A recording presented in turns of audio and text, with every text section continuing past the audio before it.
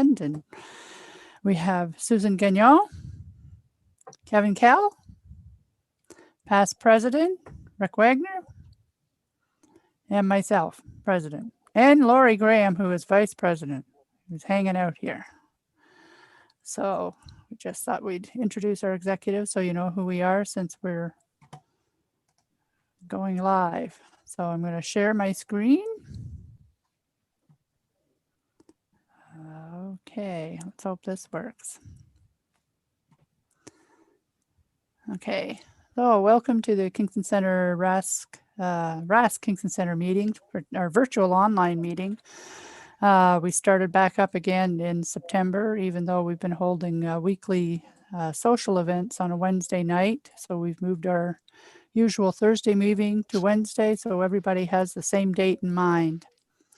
So our agenda, we have announcements nationally and locally. Presenters this evening will be Kevin Kell, who will be speaking on volunteering, Rick Wagner, What's Up in the Sky, Hank Bartlett, who hasn't shown up yet, will be speaking on solar, Susan Gagnon and Francesco, who is not here this evening, but Susan will be presenting on EPO in Canada in the RASC, and Bruce Elliott, who hasn't shown up yet, would like to show a couple of pictures from Deep River.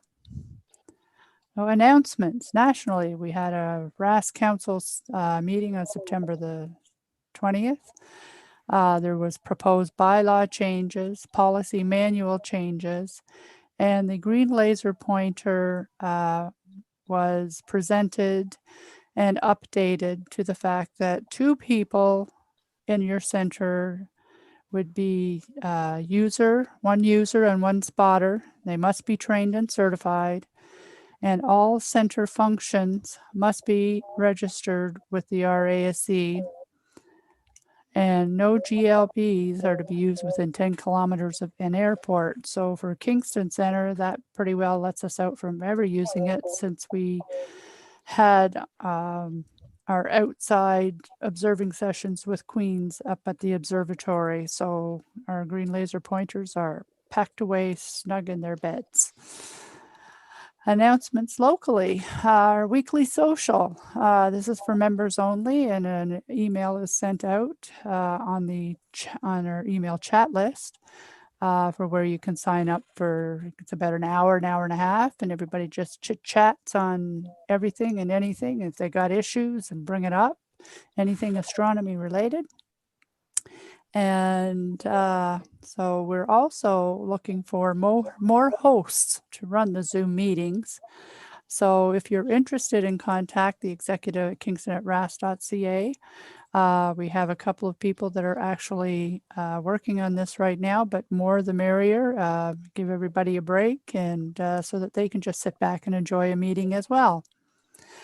So our elections are coming up on November the 11th. That's our annual meeting as well. So we'd like you to consider helping out your center in trying out the following open positions that are up for election: secretary, editor, librarian, and national council representative. It will help out us, our executive. You know, there's only a few of us, and we seem to be holding many hats, and we'd like to share the wealth. So please think about coming on board and helping out. So right now I'm going to present the presenters again, and Kevin Kell, who will be speaking on volunteering, and I shall stop sharing my screen. Kevin, you're up. Hey, PJ. What am I talking about again? Unmute myself. And what am I talking about again? I've got too many windows open yet again. Let's try that one. Is that the right one? As long as you don't see anything about barfing. Okay. And this is a little bit too hard, too small for you folks to see, but and it's not appearing on the YouTube. I'm just trying to do 3 things at once here. Maybe it'll show up eventually. Is it showing up on your screen? I know you don't have YouTube. Okay, so, oh, here it comes. So Zoom, YouTube is about 30 seconds behind. Okay, good to know. So hello, I should turn my video back on again too, so you can see my lovely face. I like this, nobody's laughing. Volunteer opportunities. Sometimes, as Kim has just mentioned, elections are coming up, and board of director and officer portfolios are often seen to be huge, or that's too much for me to do. I don't have the time.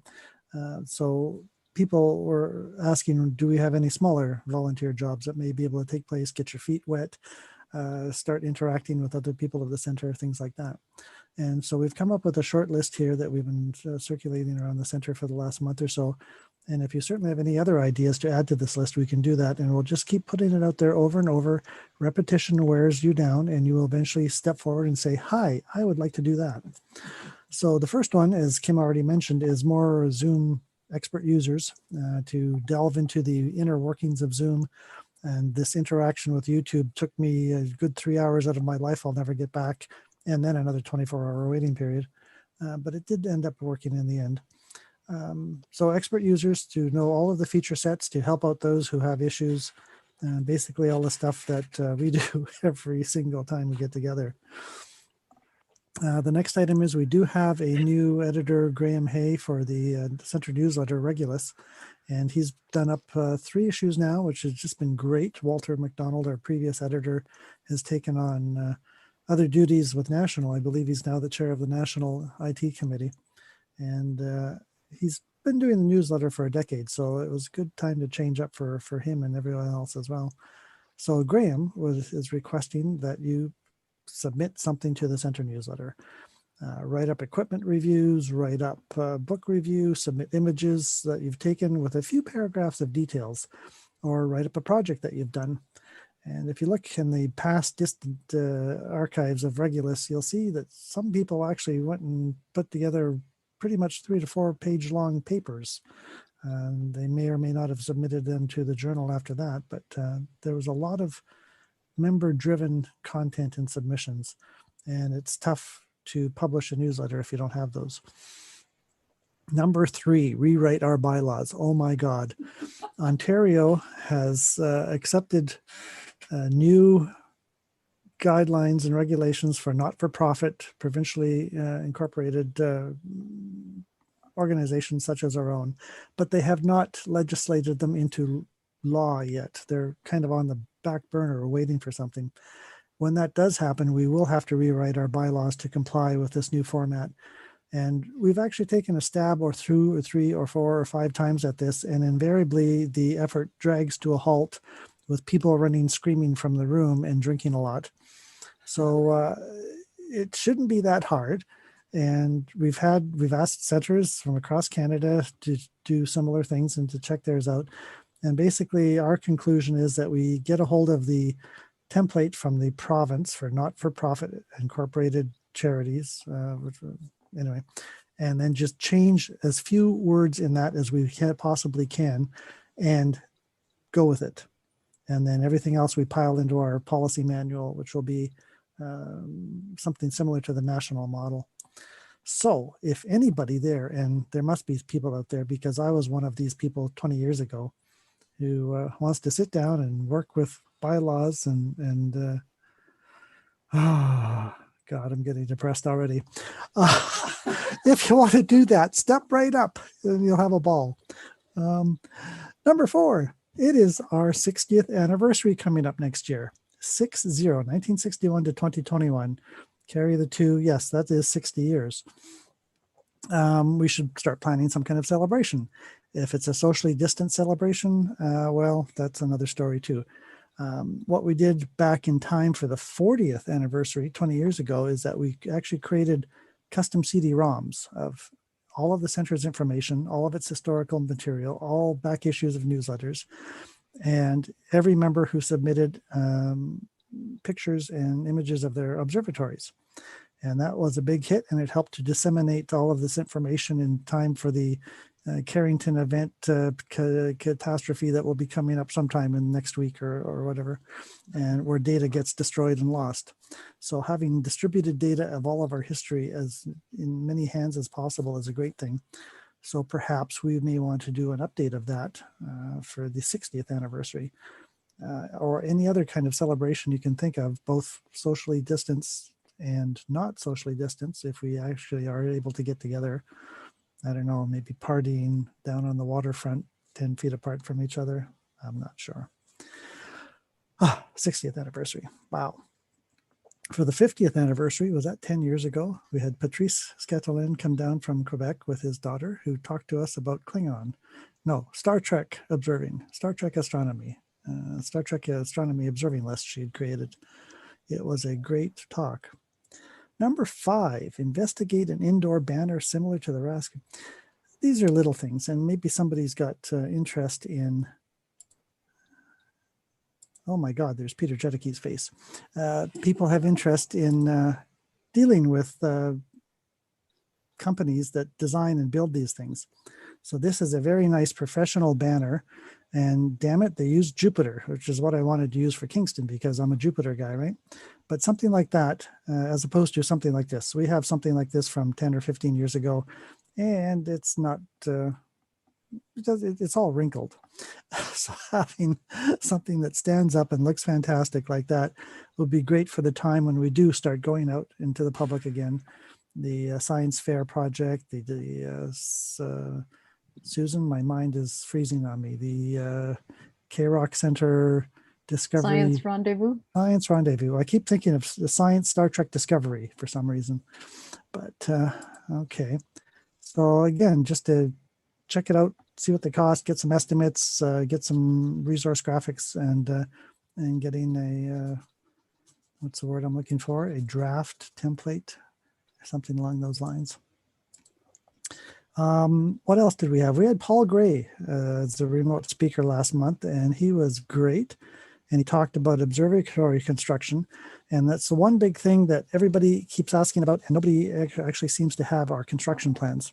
And we were hoping that when Charles Ennis from the Sunshine Coast published a book on how to build observatories, it would actually contain more hardware, more tips, more blueprints, more things like that. And I was a little disappointed in how that turned out, but my expectations were different than, I guess, what came out. So one of the things we wanted to do is ask every center member here who has an observatory to whip up a 1 or 2 page summary of the observatory. Size, lumber dimensions, floor dimensions, OSB or plywood, wheel design, all the things that Paul talked about that everybody was going, oh, that's a good idea, or oh, why did he do that way? And to start off, we've started to do that here at Starlight Cascade. We now have 1, 2, 3 observatories, and we're just about to start designing number 4. And that's because our, can I swear on this? No, it's public. Our trees are growing too tall. And we have a wonderful maple tree in the backyard that used to not even clear the roof line and now obscures more than 50% of Kim's sky. So we're moving the observatory out into the back acreage and trying to build that for next summer. And the last item I have on my list is come up with proposals for loan equipment. We have had a viable loan program for decades, and over the last 5 or 10 years, it's really slowed down, and only recently has it had a resurgence again, which is really nice. And I'm not sure why that is. Maybe it's because of the nature of the equipment. Nobody wants to borrow a small Dobsonian, or nobody wants to borrow okay, my words are failing me again. That big honking eyepiece that looks like a hand grenade. Sorry? Nagler, yes. It weighs about 50 pounds, and it hasn't gone out for loan in a long time. And if you can think of anything else that you may want to borrow or have in the program, let us know. We have money. We can't spend it because we don't know what to spend it on. And a good example is the sky quality meter that we picked up way back when they first came out. that has been making the back channel rounds of our center for years now. And so it's getting some good use. So that's about all I have to say for there. If anybody does have any ideas for any of the stuff, send us an email, let us know what's going on. Thank you, Kim.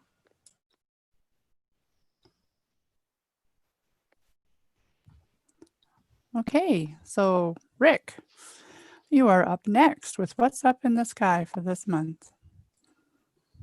All right. Share screen. Oh, you have to enable me to share screen. Yes. I was wondering if you were going to be a presenter or not, and I totally forgot to let you do that stuff without doing the bad stuff that we see on other centers. Yeah.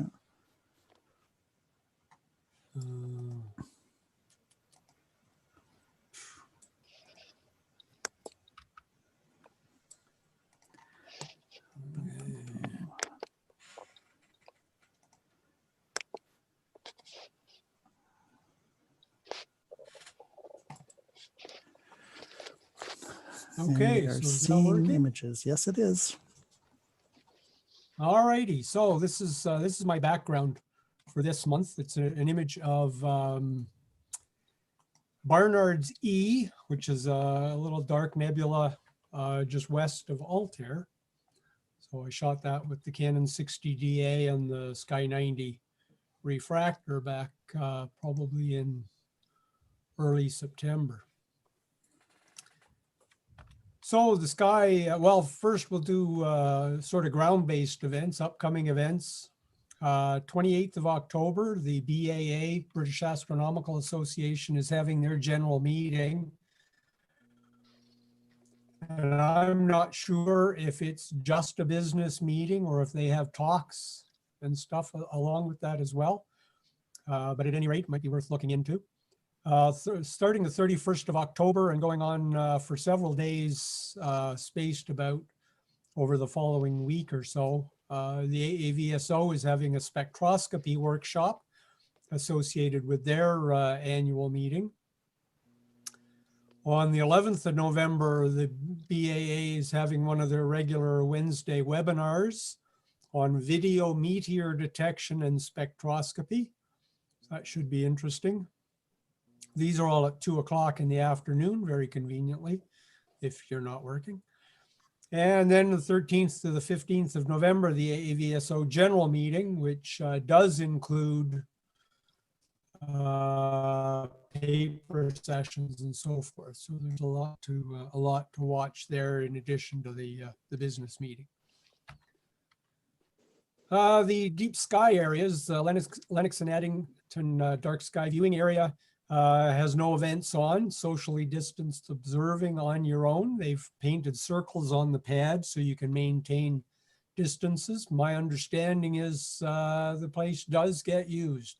Somebody was reporting having been out there a couple of weeks ago and there were several cars. So, and the North Frontenac Dark Sky Preserve also working on your own. Their last public event was last weekend. They ask you to keep to a limit of 10 people on the pad and you must wear masks while you're on the pad.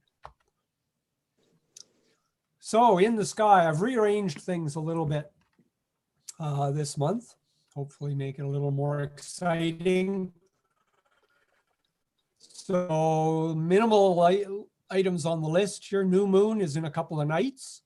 First quarter moon a week after that. The full moon is on Halloween, which is kind of really appropriate.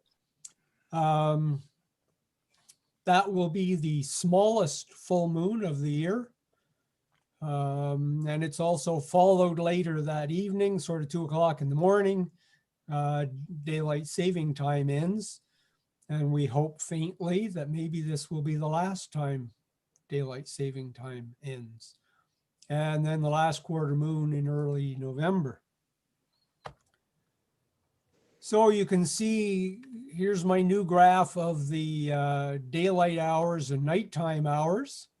And very interestingly, I wasn't actually looking for this. What I've done is I've picked a date sort of midway between now and our next meeting.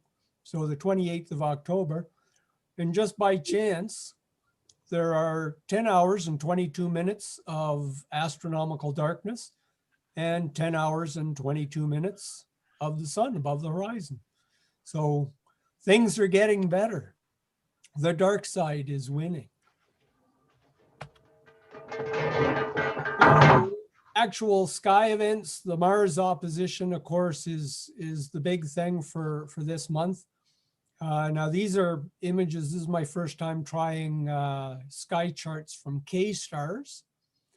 And so you can see in the center is Mars. It's about 50 degrees up at its highest around midnight in the constellation of Pisces. And it's sandwiched between Neptune and Uranus. Now, the opposition was actually last night, but close enough. And in fact, it's quite kind of interesting that its closest approach was actually on the 6th of October. So it has already been actually drawing away from the Earth, getting slightly fainter and smaller for the past week or so. So it doesn't change very rapidly right off in size, but then it does start to decrease in size pretty quick. So you definitely want to get out and observe this as soon as you can. And you don't need to worry about the moon conditions for it, because it's actually brighter than Jupiter is right now. A challenge for the afternoon, 5:26 p.m. on a Saturday, so even the working stiffs can watch this. There's a double shadow transit daylight on Jupiter. So you can see it's, maybe 20 degrees east of the meridian still at 5:30. So about 20 degrees up, still way far south. But that should be an interesting thing. It shouldn't be too difficult to see during daylight, if you can find Jupiter. On the morning of the 21st is the Orionid meteor shower maximum. Now, you can see in my stunning graphic here that Orion's right arm extends up towards the feet of Gemini, and the radiant is right between the elbow of Orion and the feet of Gemini. So that's where the meteors will be seeming to radiate from, but of course you'll be able to see them all across the sky. It should be an excellent shower this year. The moon is completely out of the picture.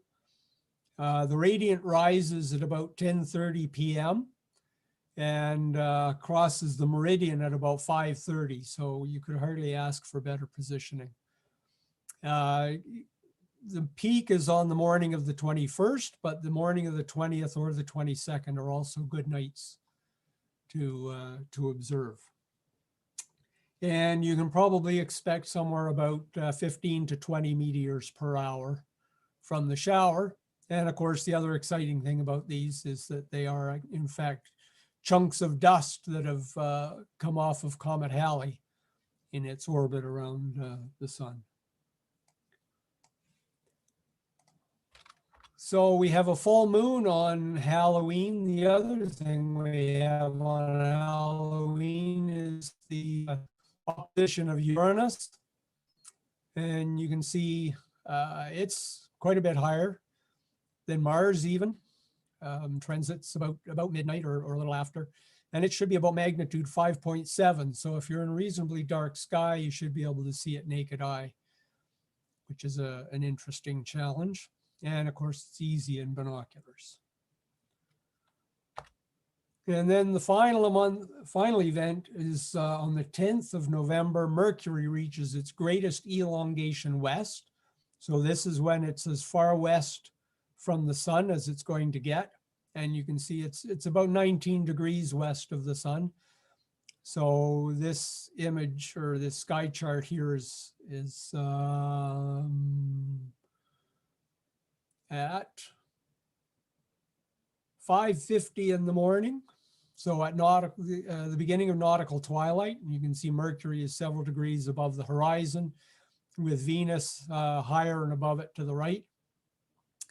If you have trouble finding Mercury, it might be worth waiting until the 12th or 13th, especially the 13th. The moon will be sitting down and forming a shallow triangle between Venus, the moon, and Mercury. So it will make Mercury easier to find.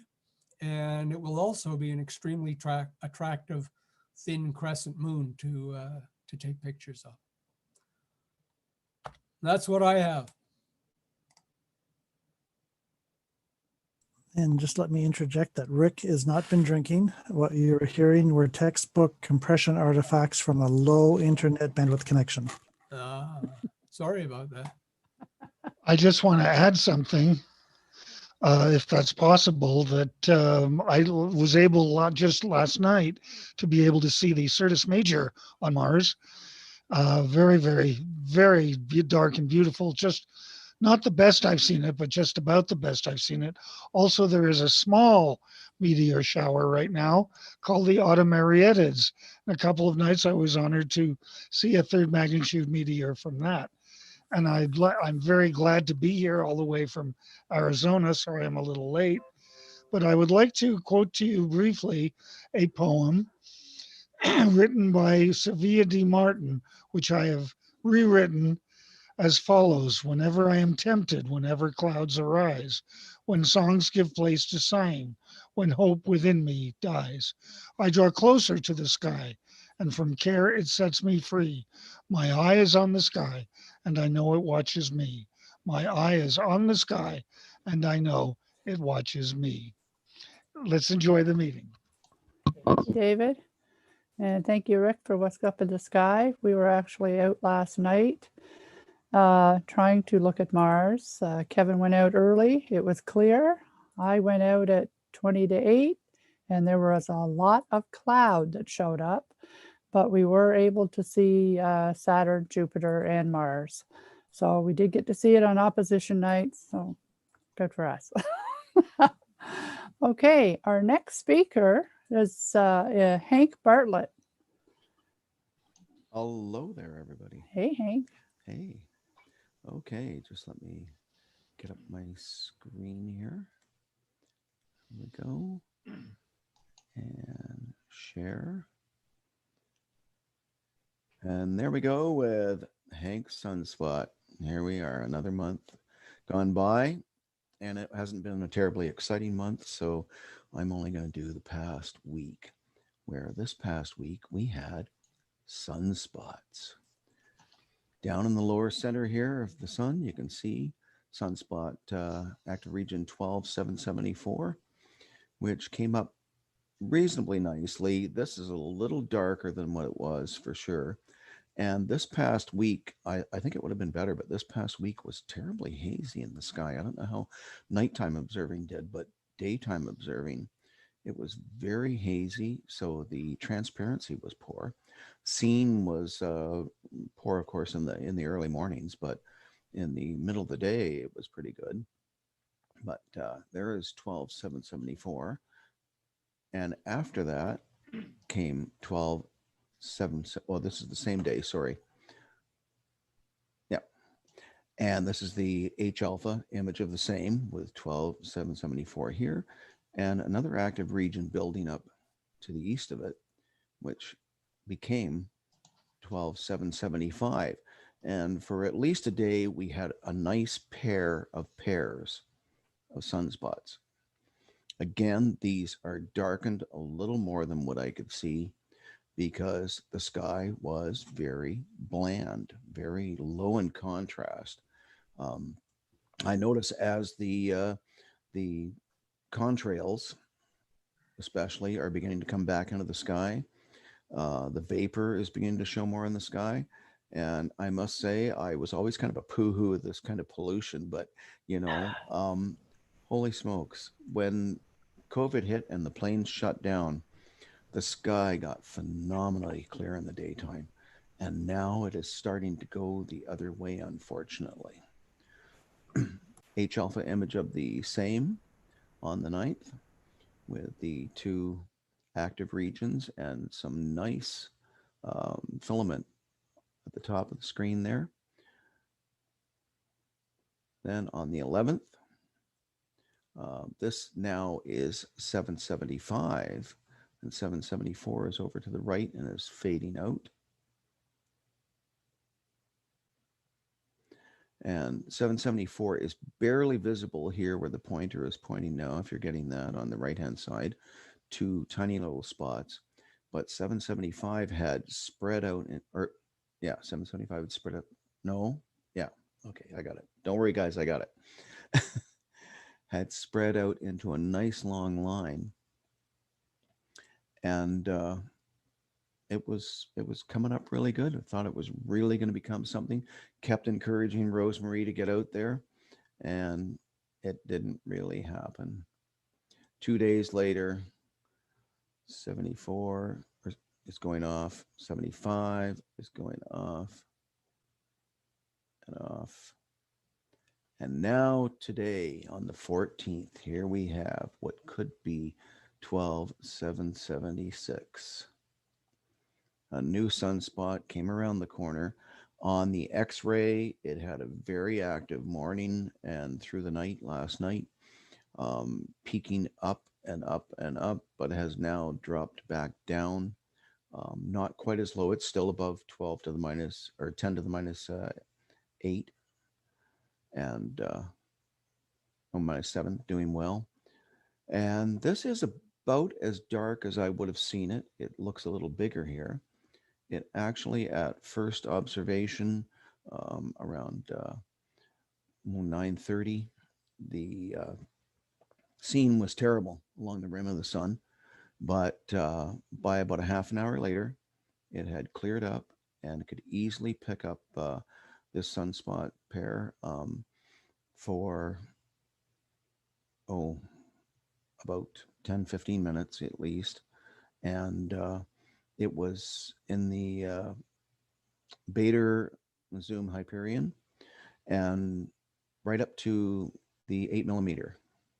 So at 8mm, it was still plenty visible. So the air was pretty stable, because usually it is not as good at 8mm. So, but that is today. And I thought I had an image here of today's. Hold on. Oh yeah, sorry, go back one. This is today's image here. Not a very good image at all in H alpha for some reason. It just didn't turn out, but this is the new sunspot region right over here on the left, on the east side. So that's it for that. We're going to switch to a little slideshow about my pier. Finally, getting the pier in.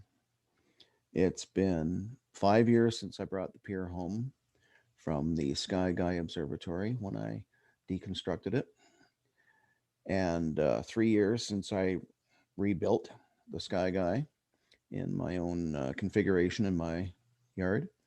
So this steel pier is 3/16 steel, and this small base is 81 centimeters long and weighs about 30 kilograms, and 50 kilograms for the top pier. So it's a bit of a brute. And why I put the pier here, because this is where the Norm had the hole cut in the floor. So that's where it had to go. And unfortunately, this is right over top of our septic system in the yard. But I thought, what are the chances of hitting anything? I had a pier in before for the small observatory, and it was a little more north and a little more west, but there's no chance I'm going to hit anything. Well, I started digging down using a ice cream container, a crowbar, the sod shovel, and I got down to just at 36 inches, and I hit something, and it was a pipe. So what luck. I threw a couple of inches of gravel back on top of it, seeing as the base of the pier was only 32 inches anyway, and put some gravel in there and backfilled and put the Easy Form tube in. Now this is Easy Form, not Sonotube, and I got this at Home Hardware. I was a little shocked to find out that an 8-foot length of this was $25 plus tax. I mean, it's just cardboard. I could have saved up toilet paper rolls and taped them together and saved a lot of money. But I cut this off in order to fit the 32-inch length of the base, put it in, and had I been smart, I would have gone and either rented an auger if I could handle an auger that had a 12-inch cut, or I would have just dug a nice round hole so I didn't have to backfill around the edge of it, because backfilling, of course, unless you pack it in really hard, is never that secure.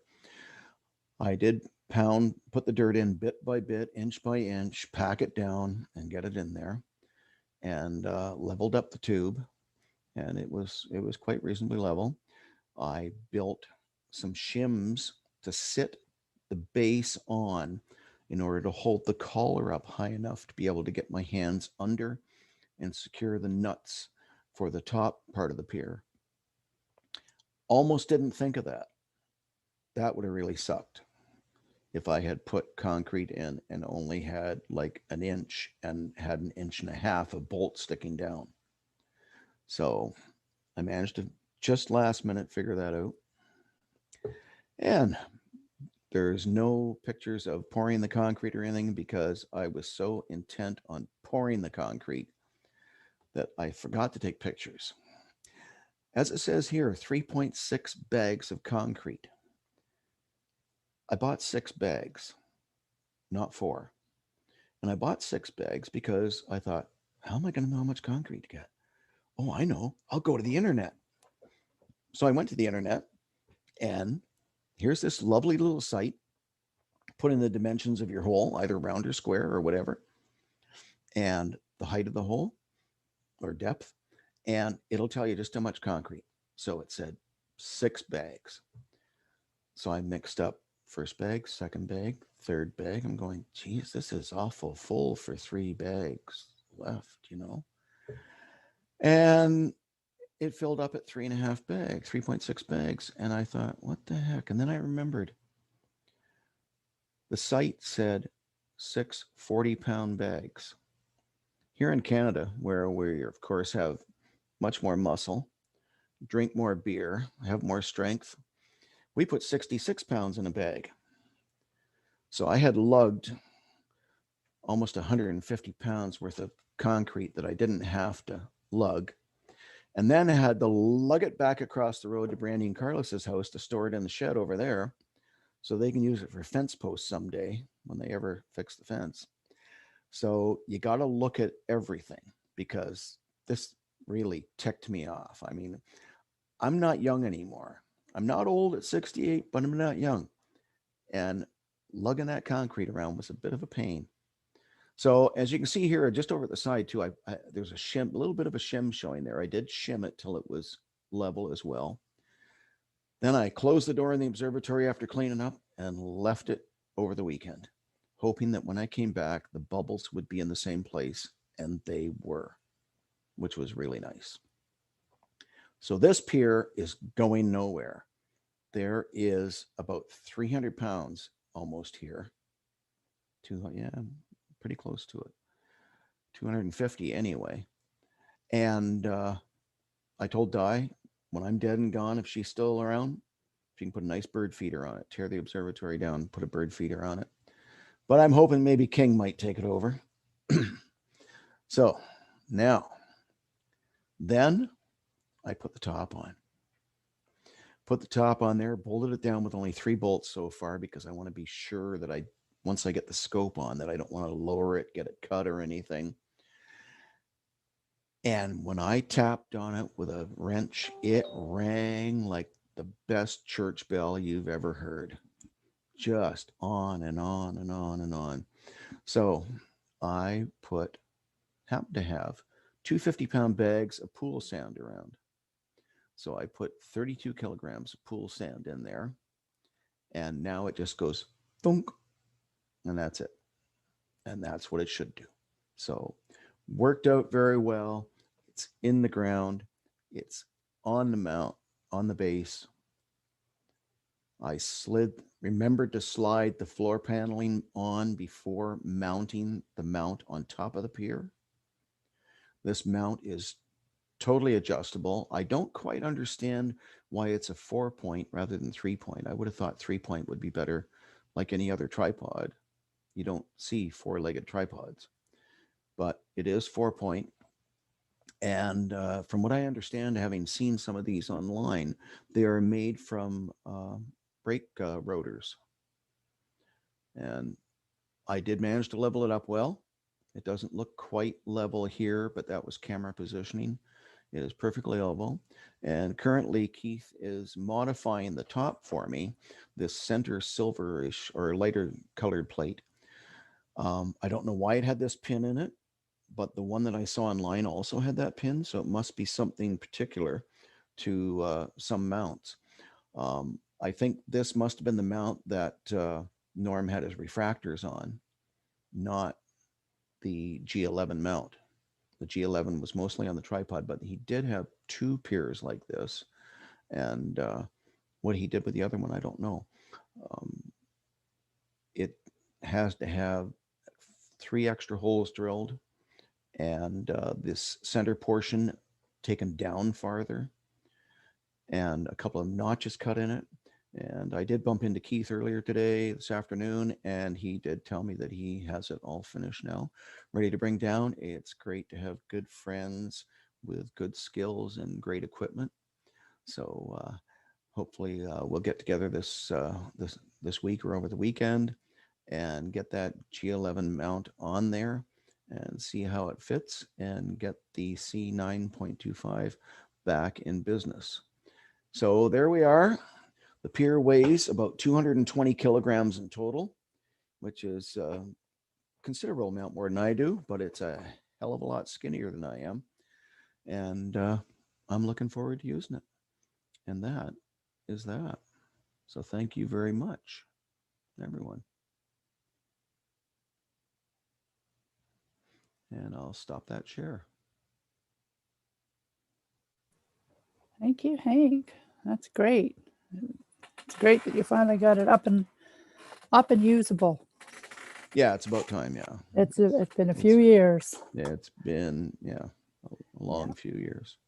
Excellent. Thank you. Okay, our next presenter is Susan, who is going to present EPO in the RASC. Okay, so so a couple of weekends ago, I took part in the outreach or education and public outreach committee, and Francesco had been getting all of the emails from them. He'd been interested and responded to them, and because he hadn't had a lot of experience with outreach, he wanted me to sit in on it. And so we got together, had a little Zoom meeting, just the 2 of us before that meeting to talk about some things. And we had a list of ideas that people had submitted to the chat list and our ideas. And we didn't have a chance to present those at the committee meeting, but we've been talking about those amongst ourselves. And I'll just kind of give you a rundown of some of the things that were talked about on the Zoom meeting with the committee of the whole. So Ron McNaughton was collecting information on centers who have astronomy clubs in schools. So he was looking for people to email him. So if you just have a connection with schools, and we haven't had much of that for some time now. Next year, they want to publish have a children's publishing form and get kids to write astronomy related stories, which I thought was kind of a cool idea. There's an Ojibwe Cree publications project, and they're canvassing kids to do stellar characters, sketches to be made into stickers. And also, Jenna was very keen on a youth certification program that they have for ETU from the Next Generation group, an easier program for beginning youth, and possibly a one night observing target list, which seems pretty good. Now, of course, I think they'll probably have to be 4 lists based on the seasons and stuff like that. But that's the kind of things that people are working on. General things on the go was Parks Canada is starting an astronomy program.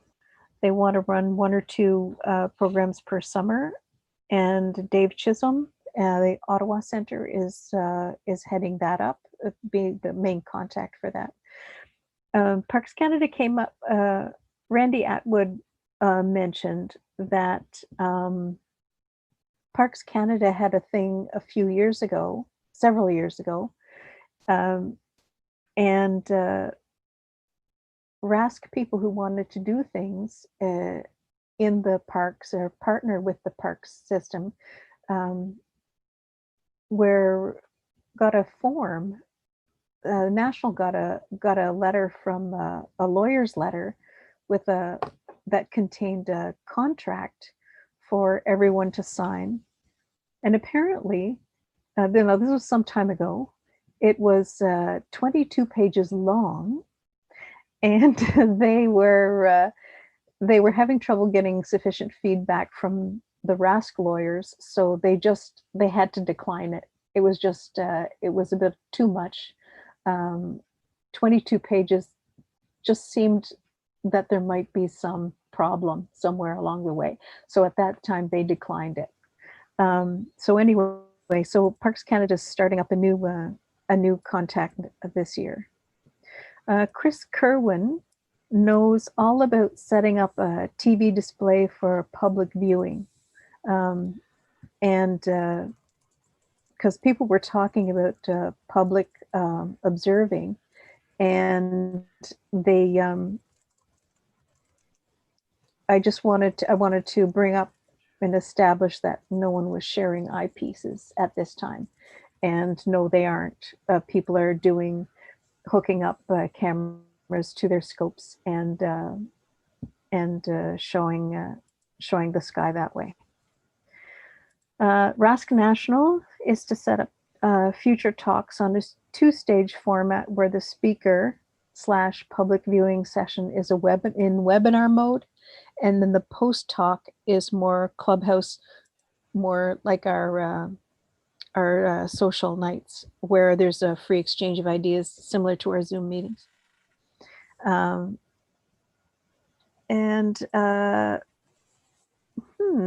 There's one line here that says target your audience, seniors, youth, etc. And I'm not too sure what that's all about.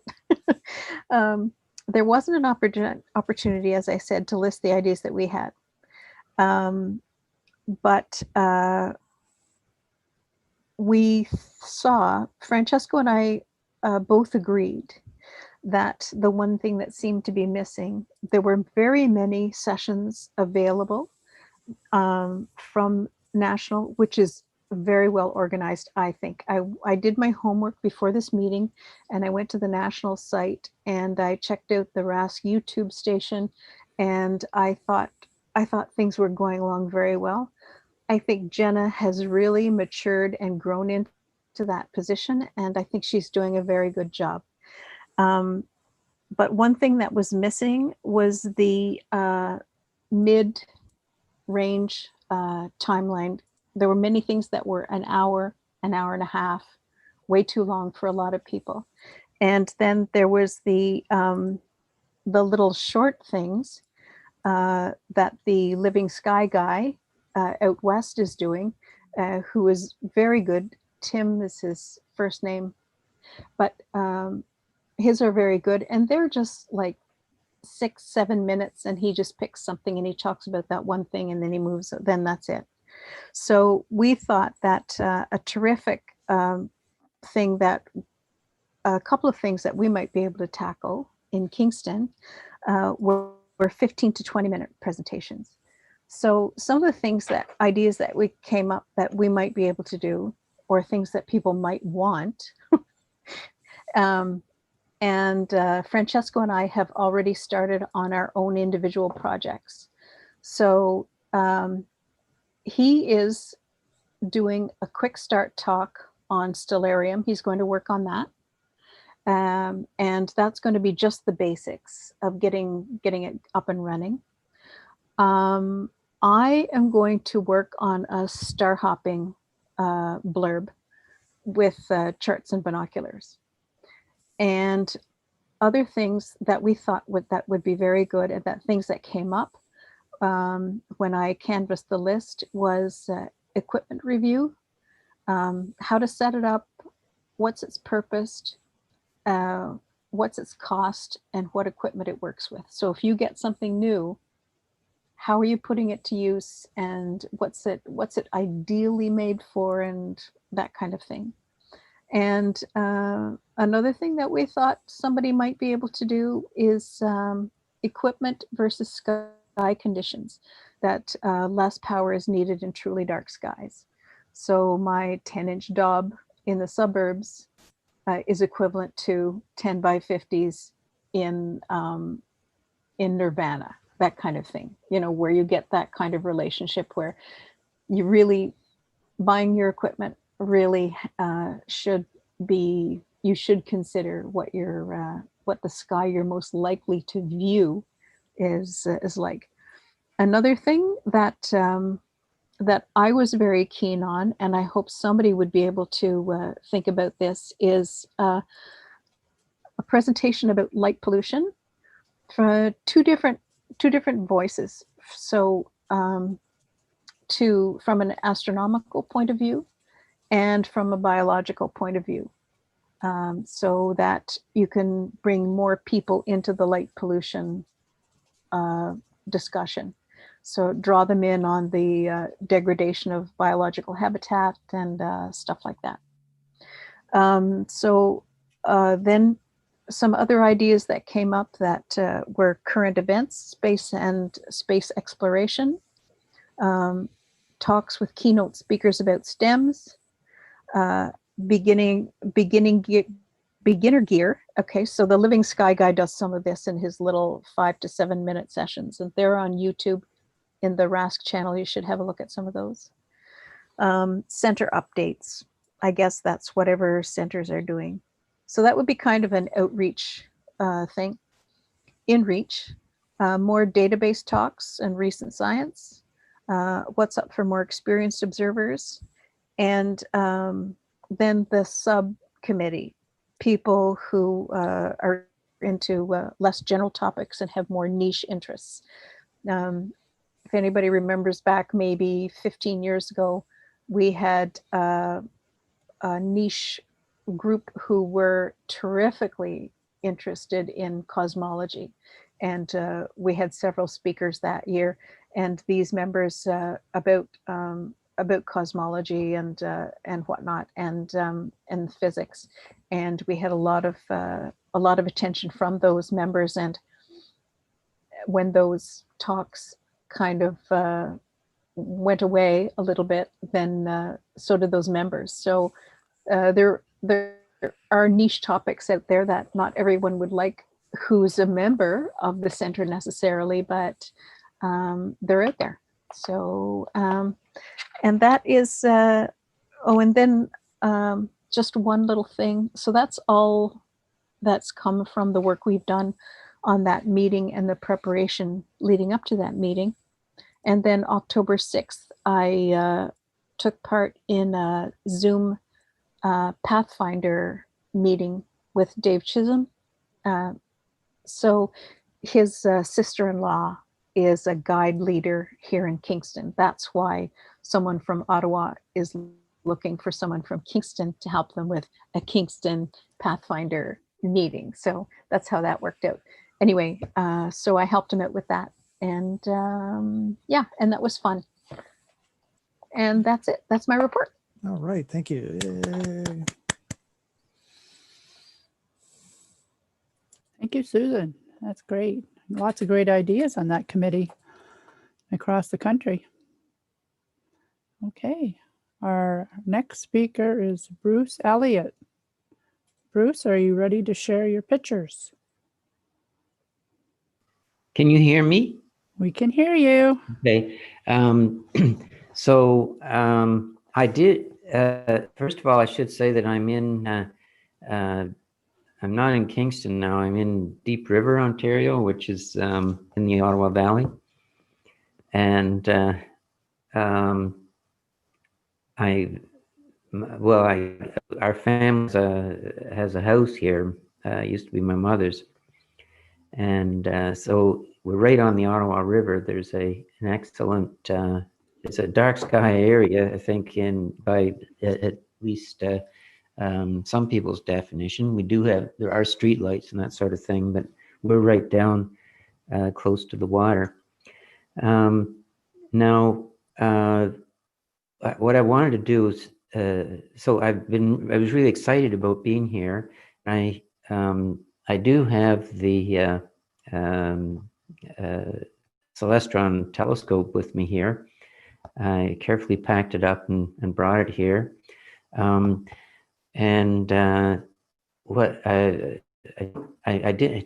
taken any photographs from it yet, but I did set my camera up, and I can. So I'm going to show you a couple of pictures of the sky and some of the things I'm in the process of looking at. And I'll sort of chime in with what I've been able to do with the telescope at particular points. Okay, so let me see if I can get my screen shared here. Okay. Now, can you tell me, are you seeing that?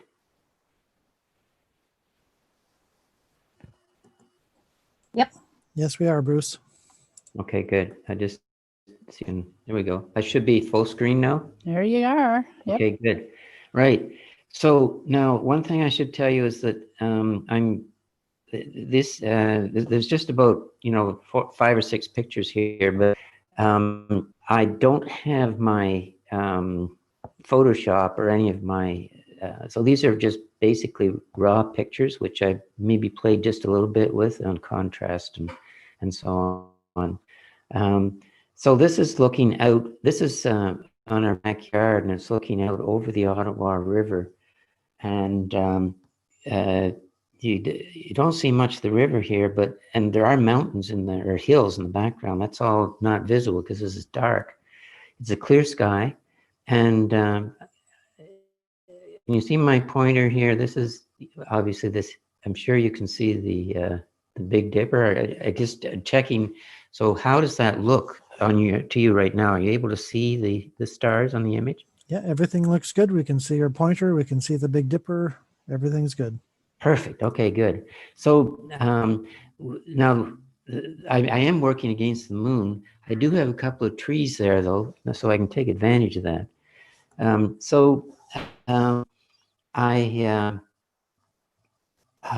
This is my, I used the same exposure, and I went over to a little bit over. Now, this is Mars. It's actually coming out much, it actually didn't look so bright. But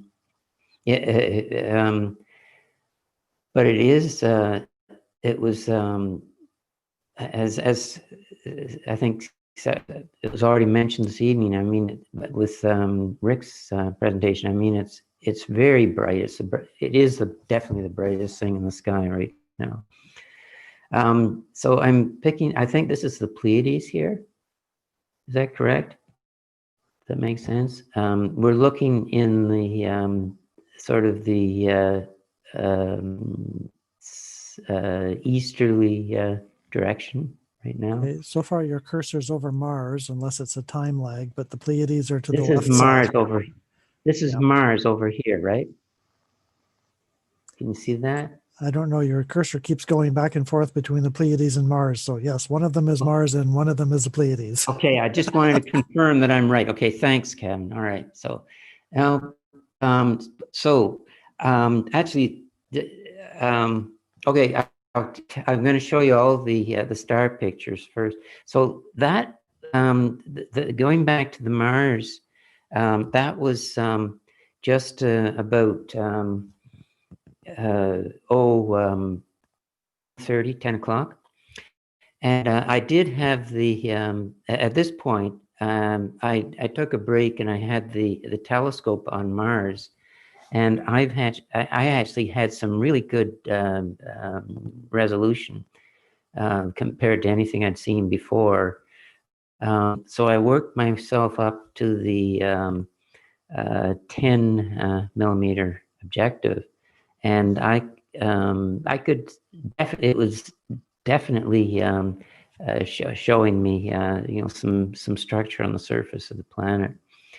So I was really excited about that, because that's the first time I've actually been able to visualize that. So after I'd been doing that for a bit, I went to bed, and then I got up for personal reasons in the night, and I looked out the window, and I saw Orion. And so I went back out again, and so in this particular angle, I think down in the lower left here, we're seeing Sirius. Correct. Yes. So I was quite excited about this, and so I went ahead and so this is using my 50 millimeter lens on my DSLR, not no scope at this point. So then this is I changed the lens. I put in oh, wait a minute. This I think is the.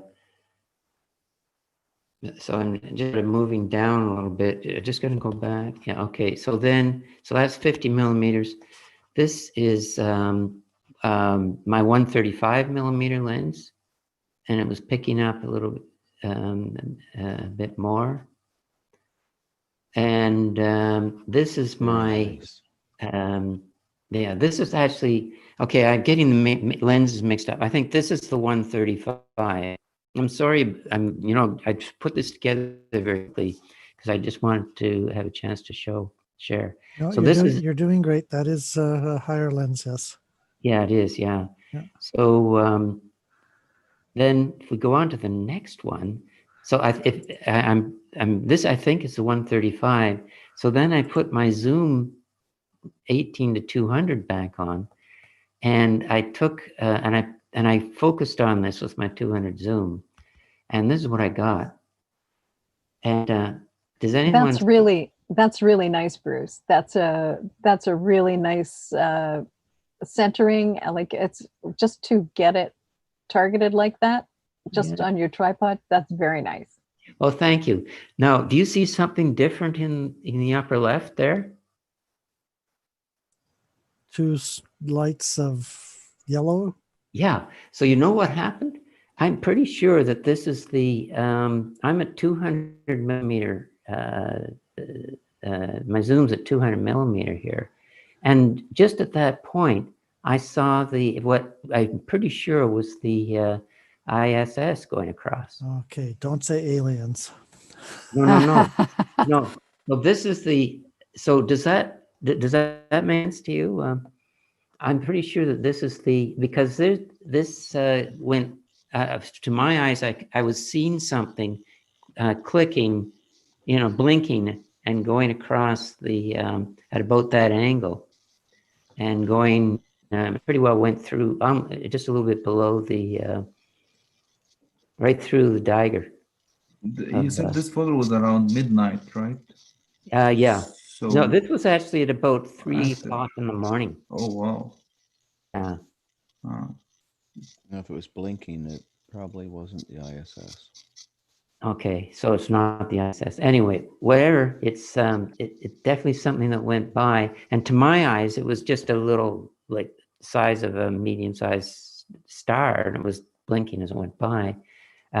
This is what my zoom picked up, my 200 zoom.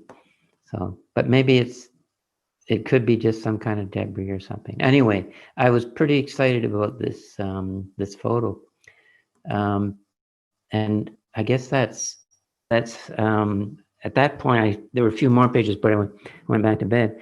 So the now my next step will be to try to view the nebula with the telescope. I didn't get to do it that night. I'm having a little bit of challenge right now because we are getting cloudy stuff coming in. And so of the about 5 nights that have been here, we've only had about 2 that have been, you know, with clear sky. But I'm having fun. That's the main thing, Bruce. Excellent. You've done a great job. Thank you. That's it. Definitely go for the nebula. You can do it. Yeah, I'm gonna try. I think. There's another couple of nights, so we'll see. All right. Well, thanks so much, everybody, for listening. Thank you, Bruce. That's excellent. You're really coming along with the astrophotography. Okay, we've come to the end of our speaker list. However, has anybody got any questions? I'm going to open it up to the floor. Unmute everybody, and if we have any questions. Kim? Yes? I could show a couple of images about my AY-LAC observations. Sure. Just take a minute. Yep. Okay, so this is what's called a cataclysmic variable star. I'm just trying to figure out which screen it is that I want to. There we go. Okay, so this is an actual image of the field.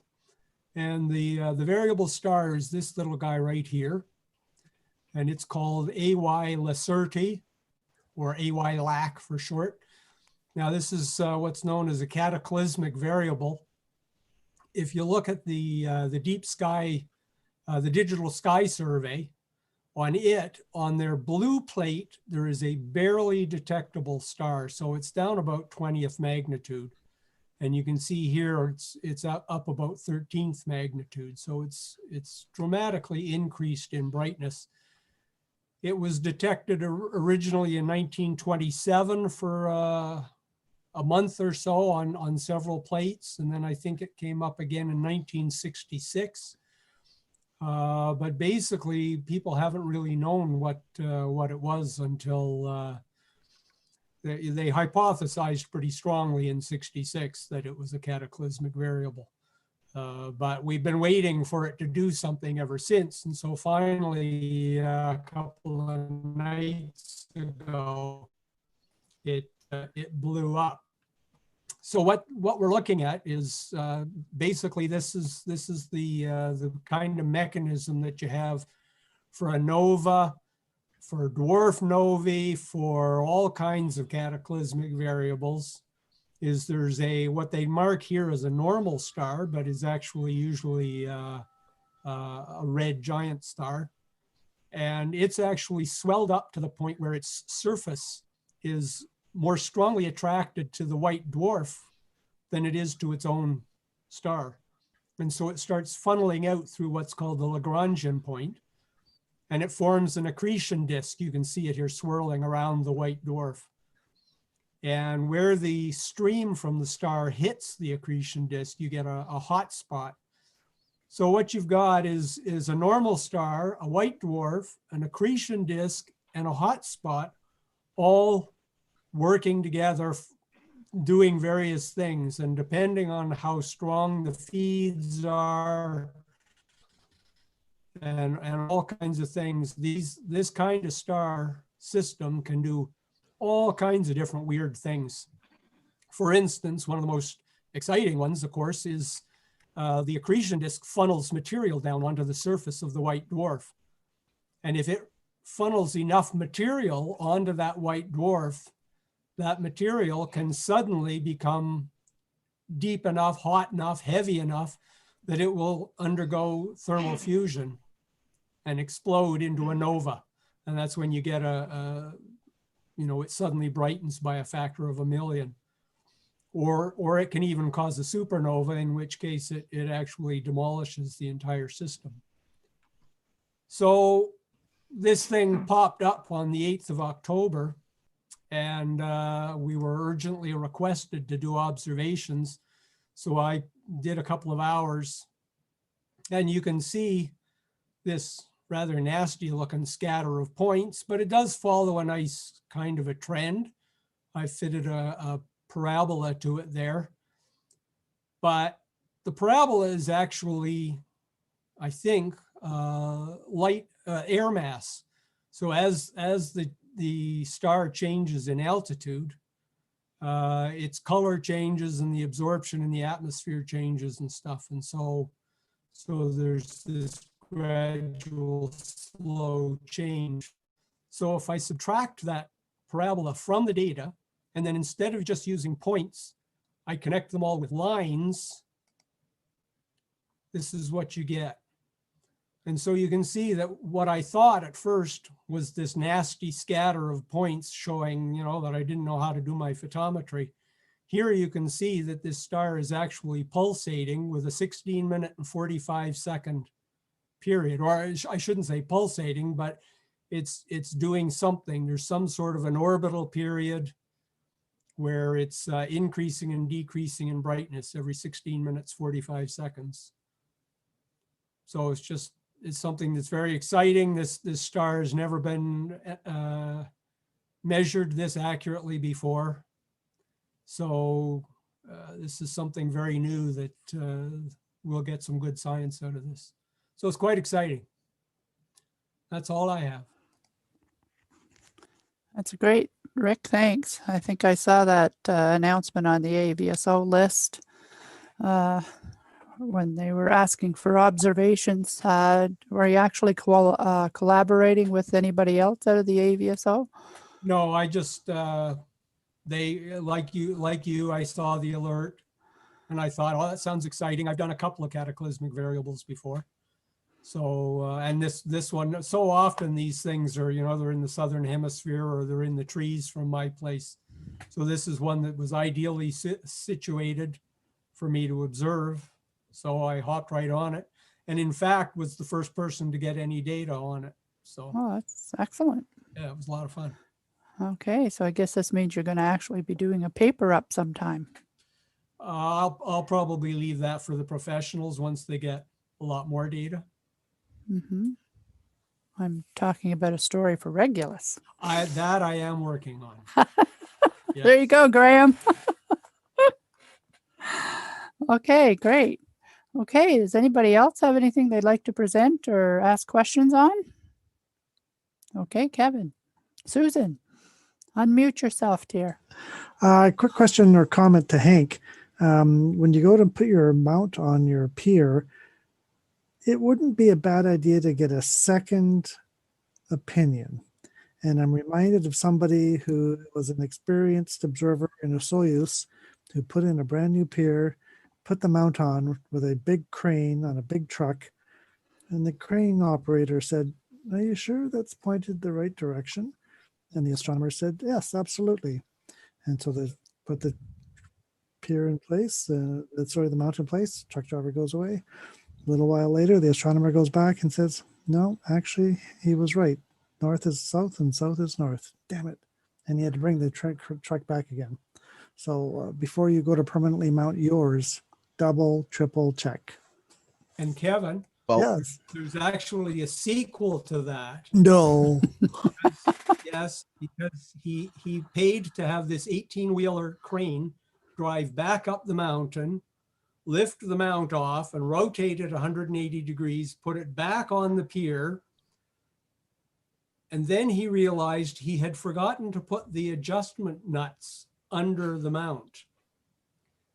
So he and a couple of other guys had to actually spend an afternoon prying it up inch by inch by inch until they got it above the bolts. They could put the adjustment nuts on and then inch by inch by inch drop it back down again.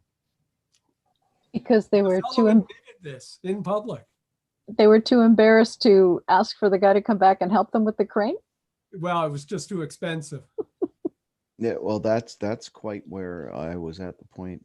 I suddenly realized that I had to make sure there was room to get the nuts on to mount the darn thing on the base. And it's something I had thought of earlier, but then kind of forgot about. And then I thought, I need at least 2 inches. And I managed to do that. And as far as the mount itself, fortunately, the head that's on the top plate and all that, is not solid on there and does have 4 screws holding it in place so I can rotate it any way I want.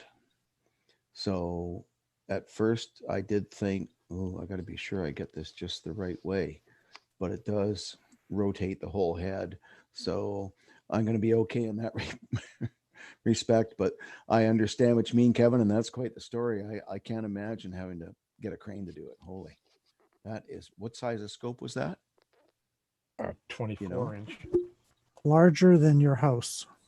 That could happen. My house is small. I had a little observing thing, if that's okay. Go ahead. Yep. When Bruce mentioned the flashing thing that got into his picture, I noted something weird last night. I reported on the chat list that, well, the sky wasn't so great last night. So I opened up the observatory and then I was just lying in the lounge chair watching the sky. And there was something very bright that flashed. And I thought, oh, it's, first I thought it was the space station just slipping behind a bit of cloud or something, but it wasn't. It was flashing, but it was very bright. And it only flashed for, it just passed through Cygnus on its way south, and it barely exited Cygnus, and then there were absolutely no more flashes. And that was around 8:45 last night. It was very odd. It was, so it didn't act like a proper tumbling satellite, because it was very brief. That very tiny piece of sky, and it was so bright. Anyway, that's all. Interesting. I just have a message for Bruce, if I can. Yeah.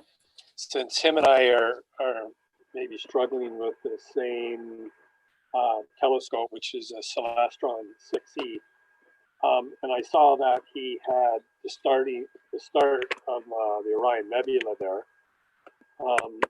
One of the first pictures that I took was of the Orion Nebula with that telescope. So if I can share a screen and maybe show Bruce the kind of picture I get with just live stacking, which usually. That would be great. Thank you. Yep, you're good to share, Mark. And so it just gives you an idea how easy it is to get a picture of the Orion Nebula, which is probably one of the easier nebulas to capture because it's so bright. So wow. You can see that? Yeah, I can.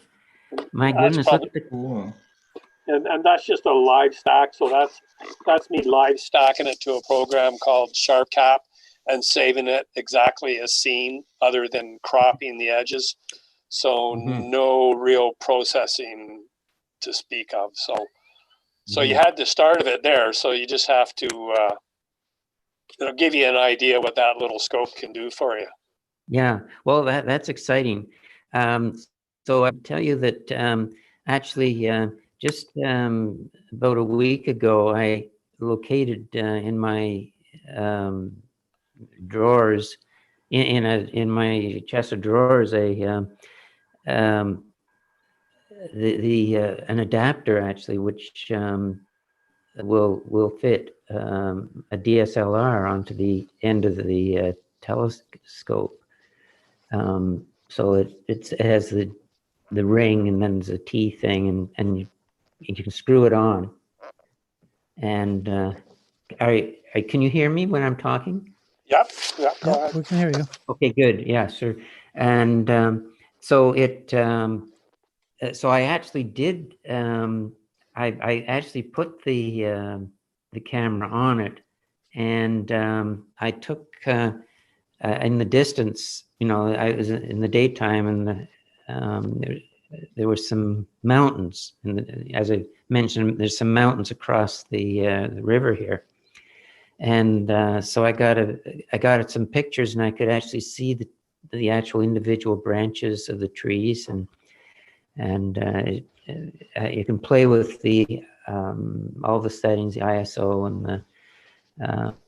and the time exposure and so on.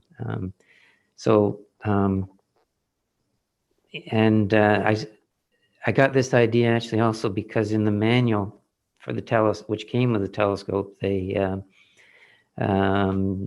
show you how you can hook up the camera.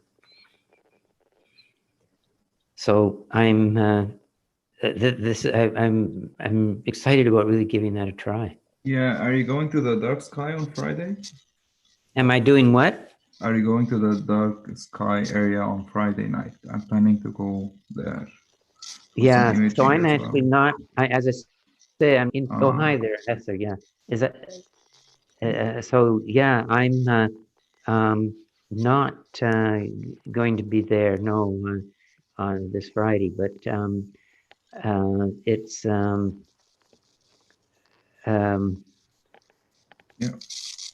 I guess I'm going to be up here for another couple of days, and I'm hoping the weather will clear and I'll be able to do something with it.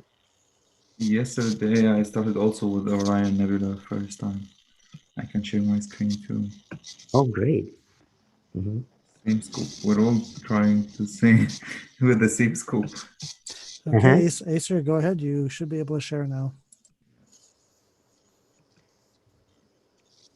Cool. So I took like 17 good photos and I haven't stacked them yet. I haven't figured out how to stack, but this is the one that's most prominent. Mm-hmm. Still needs some better adjustments here. Mm-hmm. Yeah. So you brought it out a bit. You increased the intensity a little bit. Oh, wow. I'm back. Didn't notice you were gone, Mark. Oh, well, Bruce's talk never ended. It just I could hear Rick talking, but I couldn't see any of his pictures. There were some internet bandwidth issues with Rick and with Bruce as well, but we're still going there. Okay, go ahead, Acer. Some pictures from Mars, but I'm struggling with this deep sky stacker. It doesn't like any of my pictures. It's like, nope, I'm not gonna stack any of them. I get only one picture and I'm not gonna stack it. I don't know why. Pretty good though. So what program are you using, Acer? Deep Sky Stacker. Yes. Okay. For planets, you want to use a program called Auto Stack Heart. Auto Stack Heart. Yeah, it's got a couple. No, it's it'll probably come up. No, it's STAKK, and then there's an exclamation point. I posted the spelling into chat, and it is an excellent stacking program for planetary and solar and lunar images. Perfect. Deep Sky Stacker is mostly for deep sky, period. Okay. I tried even with the Orion, didn't like it. So what you do is you take a series of pictures and then stack them. Is that it? Yep. I don't understand what it wants with flat. It needs 4 types of pictures: a flat one, a bias, offset, and a dark, and then the light ones are. I don't know what it's for. Well, you definitely got features there. Yeah, you can see them. So that's good. Deep Sky Stacker needs at least 8 stars to stack. Arthur,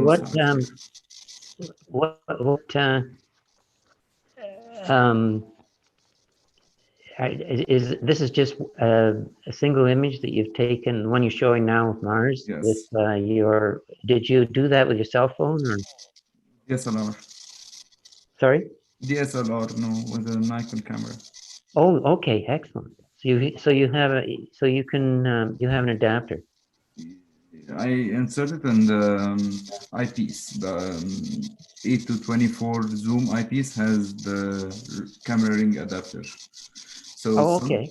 so it works, but I want to adjust the focus better. I want to have a sharp focus than this. Have you tried just lightening and darkening, or not lightening and darkening, but lightening those Mars images and doing a little sharpening? No, I haven't. Even on the individual image, because you've got some pretty good resolution there. I can. Someone else can talk while let me stop sharing, and then I'll share again later. Yeah. Okay. Does anybody else have anything that they want to present or talk about?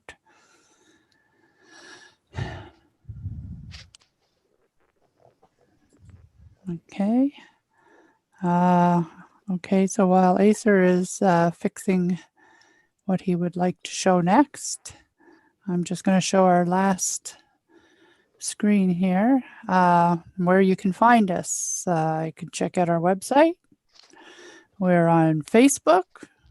We are at Twitter at Astro-Kingston. Check us out on YouTube under the RASC-Kingston Centre channel. And a quick reminder is that our next meeting is going to be on November the 11th. And it is our annual meeting in our election. So please think about how you can help out the center in any way you can, whether it's a small volunteer job or if you'd like to join the executive or come on to a committee, please let us know. And I'll stop sharing. May I add that the Facebook site, yes, if you're not terribly opposed or frightened of Facebook, go there and post some images. Post any of these images, everybody. Like Steve posts and I post, and Kim shares stuff from other sites and that. But get everybody's images up there where people can see them on a regular basis without having to be an email, which makes it a little more difficult. So do look that site up, and it's just us, and it's not going to creep you out or anything or get you a lot of trouble or anything. It's just look at the images and share images between everybody.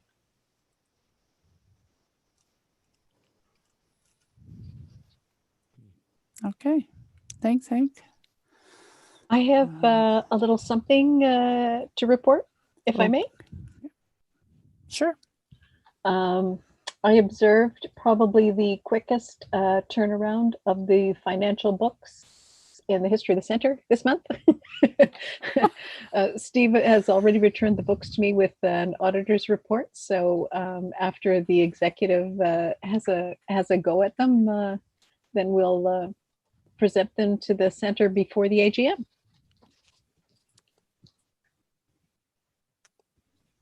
Okay, thanks. That's yeah, we will have an executive meeting, probably maybe Thursday, or Friday's supposed to be not clear either, so maybe then. So we'll hold it on a cloudy night, so we're not missing any of that sky. Okay, so if nobody has anything else, just a couple of things from our chat list here. Judy had to leave, and she says, great meeting, going to suggest a couple of things for our members meeting. So it's always great when I think centers can actually share their meetings and get ideas off of each other, and makes astronomy definitely countrywide. Rick and Peter Jedicke asked Kevin if you could share the volunteer jobs to the list. And let's see if there's anything else. Not so much. Judy's going to send me a link to their bylaws. So we'll have that information. We have them. Well, might be updated. Okay. And I'll mention one thing for the benefit of everybody who couldn't make the meeting earlier on time because you couldn't find the link. The weekly socials are an event that repeats week to week to week and uses the same Zoom link meeting ID, and that gets posted every week as well as a reminder. The regular monthly meetings, of which tonight is an example, are independent, standalone, and separate and different. And Kim actually sent out links to tonight's meeting within the last 2 days to everybody individually. So it looks like we may have to be doubly or triply redundant and also post them in the chat list. Yeah, I And hunted for maybe 10 minutes and could not find them. that's because Kim's probably note probably went to your spam folder. Anyway, so just a reminder, weekly social is repeating and constant. Regular monthlies are standalone, independent, and different each meeting. Okay. And I believe the link was posted on the webpage for tonight's meeting. Just the public registration Zoom The registration, was on the yeah. front page of the website, yes. Okay. Mhm. Okay, well, if nobody else has anything, I would like to thank everybody for coming. I'd like to thank everybody for coming. We have some new members that are here, and Gerald is going to be joining the Kingston Centre in November, so we look forward to seeing his name on the membership list. Hello, Gerald. And I see that we have Roger, who's hiding out in his observatory. There he is. Yep. And let's see who else we didn't get to see. Razvan is on. I know he joined in for the meeting last night, but I'm glad to see that he's here tonight. And so if there is nothing else tonight, I'm going to say good night. Thank you for coming. And again, for members, next Wednesday is our social. And November 11th will be our regular meeting, which will have a separate link sent out to you. So good night and take care. Stay safe, social distance, wear your mask. We're going to beat this thing.